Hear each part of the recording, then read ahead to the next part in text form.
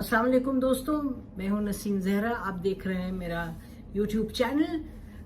कल एक दिलचस्प डेवलपमेंट हुई। हमने देखा कि सियालकोट में इमरान खान साहब अपनी जलसा करने जा रहे थे और पहले एक जलसा का इरादा हुआ, उसके बाद उसको तब्दील करके एक जो एरिया था चर्च की ज़मीन थी उधर तय किया कि वहाँ करना है। उसके बाद जो लोकल एडमिनिस्ट्रेशन थी उसने कहा कि जी हाँ, इतने सालों से कभी हुआ नहीं पॉलिटिकल कोई जलसा, ये जो क्रिश्चियन कम्युनिटी है ये उनके मजहबी जो हैं ओकेजन्स उसके लिए इस्तेमाल होता है, तो इसलिए आपको इजाज़त नहीं मिल सकती। उस पर हमने देखा कि काफ़ी लड़ाई झगड़ा हुआ और इमरान खान साहब ने तो खैर उन्होंने तो ट्वीट की कि मैं हर सूरत पहुंचूंगा सियालकोट, और वो पहुंचेंगे आज।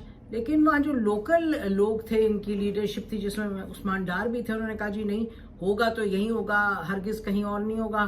कुर्सियाँ वगैरह लगानी शुरू की। उसके बाद देखा कि पुलिस आई, उन्होंने ऑपरेशन किया, इनको कुछ को पकड़ के ले गए।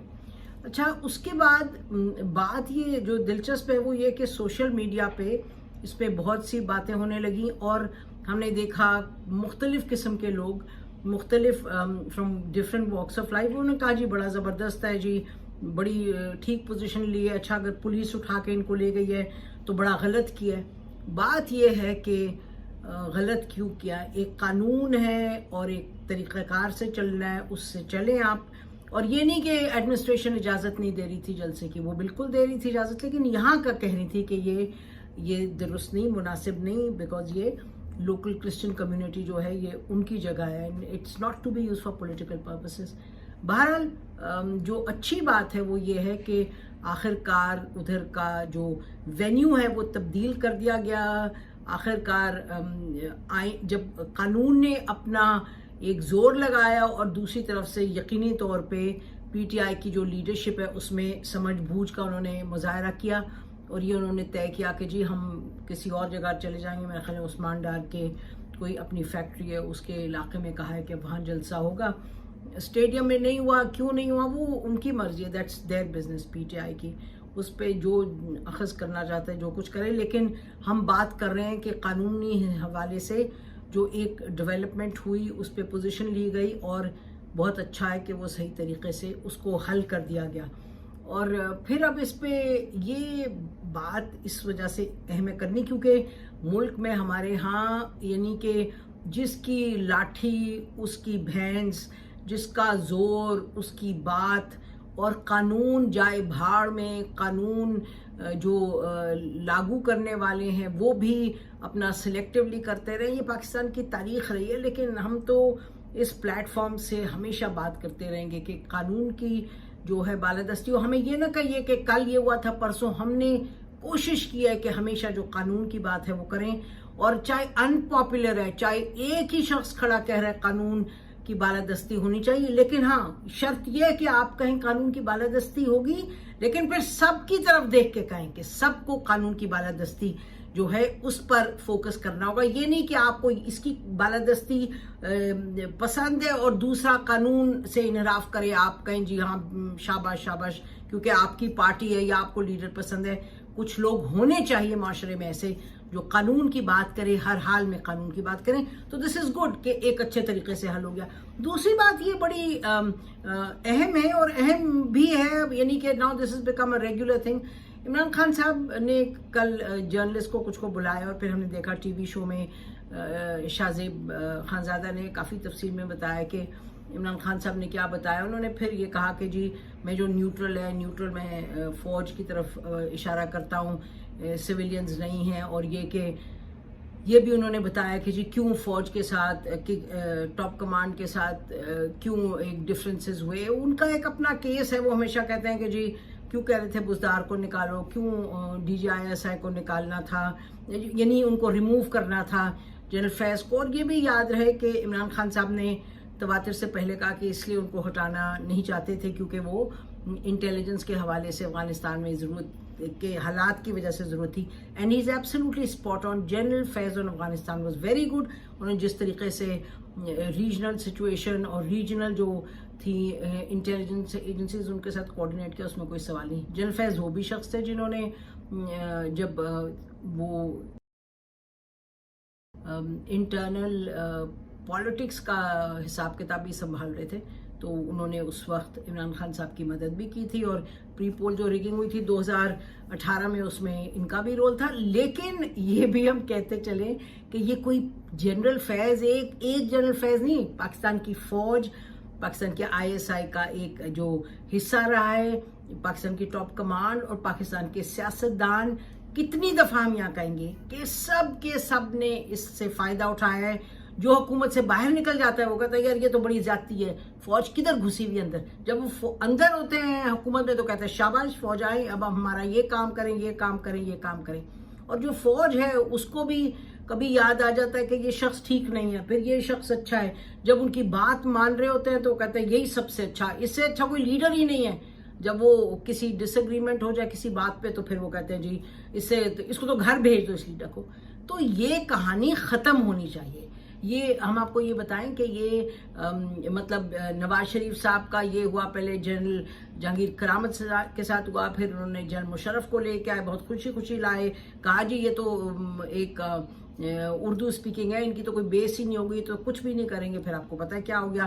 پھر جب ان کو جنرل مشرف کو پھر نکالنے کی کوشش کی تو جنرل مشرف نے ان کو گھر بھیج دیا. اس کے بعد آپ نے دیکھا کہ آج جو ہمارے آرمی چیف ہے ان کو کس نے اپوائنٹ کیا تھا، نواز شریف صاحب نے اپوائنٹ کیا تھا. اس کی بھی کہانی آپ کے سامنے ہے کہ ادھر بھی کیا ہوا. اب آپ کو معلوم ہے کہ جو اس وقت کی ٹاپ کمانڈ ہے وہ کتنا عمران خان صاحب کو پسند کرتے تھے. بس پھر اتحادی وہ بھی لے کے آئے، پھر اتحادی چلے بھی گئے. پھر کیوں چلے گئے؟ تو قصہ مختصر جو کل عمران خان صاحب کہہ رہے تھے باتیں، وہ کہہ رہے تھے کہ جی میں نے کہا کہ میں نے نہیں دینی، بیسز نہیں دینی تو ناراض ہو گئے مجھ سے ٹاپ کمانڈ. تو بات یہ ہے کہ یہ بات صحیح ہے کہ پاکستان میں جو فارن پالیسی کے دو مختلف سوچیں ہم نے دیکھا پچھلے سال ڈیڑھ سال میں ابھری، اور this was not a secret.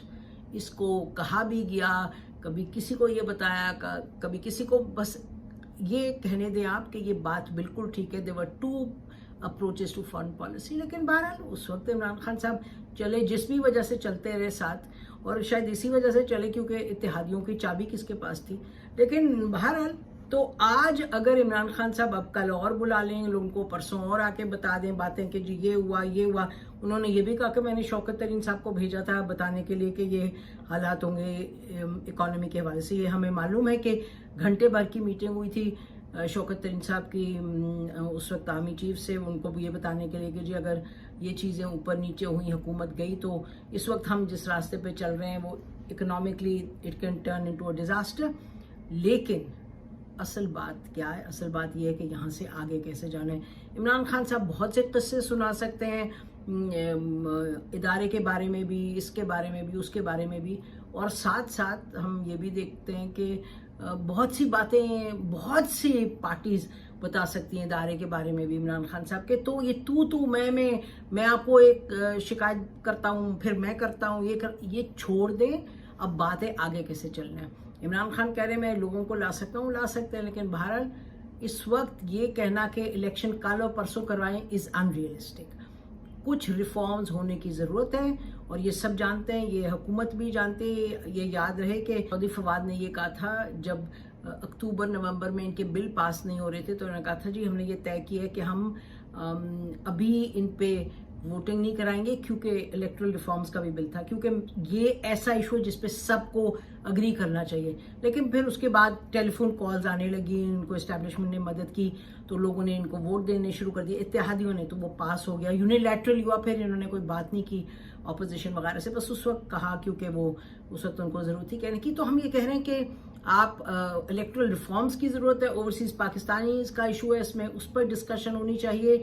اور کچھ یہ بات کہہ رہے ہیں کہ اچھا جو اس وقت آپ کو ضرورت ہے IMF کے ساتھ ایگریمنٹ کی، اس کو کریں. کچھ جو اکنامک صورتحال ہے اس کو سنبھالنے کی ضرورت ہے. یہ 4-5 معاملات ہیں. اور ڈی لمیٹیشنز آف کنسٹیٹوئنسیز، ہم کورٹ میں تھے جب آ کے इलेक्शन कमिश्नर साहब ने, चीफ इलेक्शन कमिश्नर ने बताया था चीफ जस्टिस को कि जी डीलिमिटेशन पर काम करने की ज़रूरत है, क्योंकि जम हो गया था कि ये फाटा इनटू केपी के। उन्होंने कहा कि जी हमने वो फाइल आई, उन्होंने कहा जी हमने ये 18 खत लिखे थे हुकूमत वक्त को, लेकिन वो जवाब नहीं दे रहे थे, इसलिए डिले हुआ डीलिमिटेशन में। तो वो भी करने की ज़रूरत होगी। डिजिटाइजेशन ऑफ द इलेक्ट्रल जो हैं रोल्स, वो भी करने की ज़रूरत होगी। तो ये चीज़ें करनी है। इनको अब कैसे करे, कौन करेगा, ये हुकूमत वक्त कहती है हमने इनको करना है। लेकिन फिर मैं ये कहूँगी कि प्राइम मिनिस्टर शहबाज शरीफ साहब को कुछ उठ के बी अ टॉल मैन, से समथिंग। आपकी जो पोजीशन है उसमें ये नहीं हो सकता कि एक छोटी बात इधर, छोटी बात उधर, लंदन की मीटिंग। बताएं भाई कि ये मामलात हैं, इसको किस तरीके से आगे लेके चलना है, और इनवाइट करें, हर एक को इनवाइट करें, ऑपोजिशन को करें, कह दें जी राउंड टेबल। आपके यही कहा करते थे, एहसन इकबाल साहब ने भी कहा, शायद खाकान अब्बासी साहब ने भी कहा पिछले साल भर में कि चीफ जस्टिस को चाहिए कि एक राउंड टेबल बुला लें, वो आके मीटिंग्स का ये डायलॉग करवा दें पॉलिटिकल पार्टीज़ का। ये ज़रूरत है कि इस तरह की चीज़ हो। Chief justice can play a role. और आर्मी के हवाले से तो बहरहाल मामलात ऐसे हैं, अब वो भी कुछ सेटल होने चाहिए। मामलात हो रहे हैं सेटल। और इमरान खान साहब अपनी जो मैं नहीं मानूंगा की रट, उनको ख़त्म करनी चाहिए। हर सूरत पे अब कुछ चीज़ें बैठ के तय होनी होंगी अगले इलेक्शन से पहले। Some things need to be settled, और वही तरीका आगे जाने का। आप 50,000 बंदों को ले आएं और लाके बैठ जाएं आप वहाँ इस्लामाबाद में, उससे कुछ हासिल नहीं होगा। वो हासिल नहीं होगा जिसकी आप क्लेम करते हैं आप करना चाहते हैं। यानी इस मुल्क की तरक्की और इसको आगे ले जाने की ज़रूरत है, और एक सहल सही तरीके से, इस तरीके से कि ये मुल्क में हर तरीके से इस्तेकाम आए, चाहे सियासी, चाहे माशी, चाहे इकोनॉमिक। तो सम रिफॉर्म्स आर नीडेड। उसके लिए अब क्या स्टेप लेने चाहिए? प्राइम मिनिस्टर शहबाज शरीफ साहब कुछ बोलिए। It is time for you to speak up और कुछ लीडरशिप दिखाएं, ताकि पता चले कि किस तरीके से हमें इस तरह की एक जो थोड़ी है, इस तरह की जो एक सिचुएशन है, कॉम्प्लिकेटेड होती जा रही है, चाहे इकोनॉमिक है, चाहे पॉलिटिकल है। How do we get out of this? नाज़रीन, हमारी तरफ से आज इतना ही। खुदा हाफिज़। ये यूट्यूब का जो सब्सक्राइब का बटन है, इसको दबाइएगा। इंशाल्लाह आपसे मुलाकात रहेगी। खुदा हाफिज़। पाकिस्तान जिंदाबाद। YouTube पर गूगली न्यूज देखने के लिए youtube.com की सर्च बार में गूगली न्यूज टीवी टाइप करें। गूगली न्यूज के पेज पर सुर्ख रंग के सब्सक्रिप्शन वाले बटन पर क्लिक करना ना भूलिए। YouTube पेज पर अपलोड होने वाली वीडियोस से बाखबर रहने के लिए बेल आइकन पर क्लिक कीजिए। आपको हर नई वीडियो के बारे में नोटिफिकेशन मौसूल हो जाएगा।